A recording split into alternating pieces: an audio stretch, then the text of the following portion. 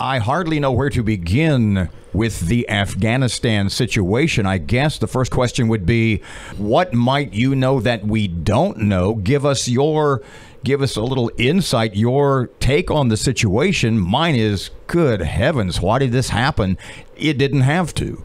No, it didn't have to. This may become the worst and I think most consequential foreign policy, national security disaster in our history. It is escalating now. It will be a problem for weeks, months, years to come. You know, the president just went in. He established an arbitrary withdrawal date from Afghanistan, but as everyone knows now, he didn't establish or follow any apparent plan on how to do that.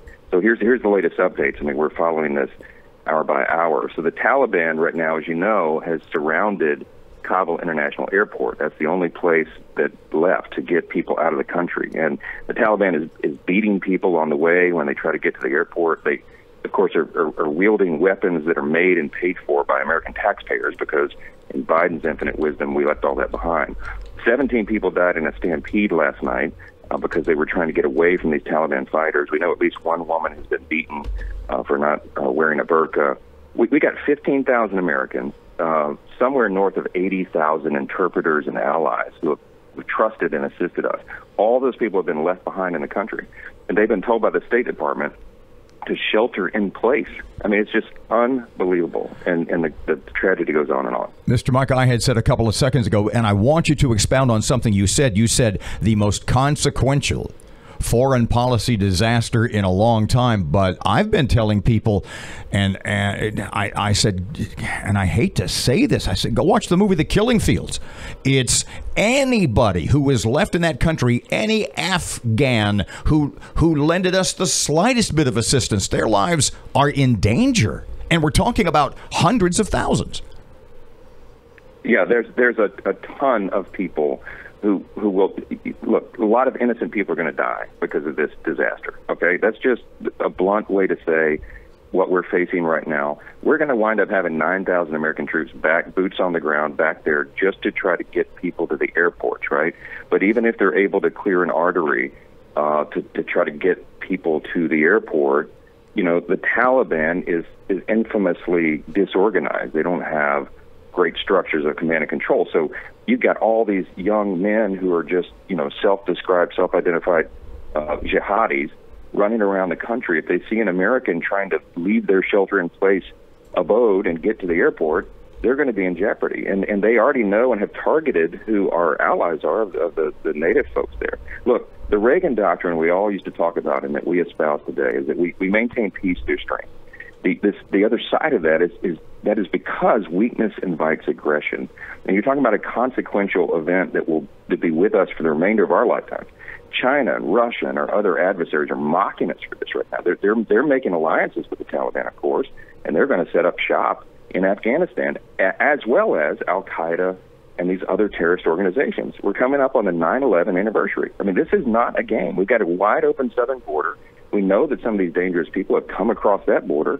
Who knows if they have cells set up now in the country? I mean, it could not be a worse case scenario than it is right now.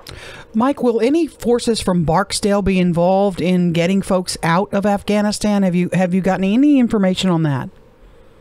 We don't yet. I mean, mostly it's the C-17s, the cargo planes that are used for these purposes. You saw the photo of the 640 or so Afghans they crammed into that first infamous flight out.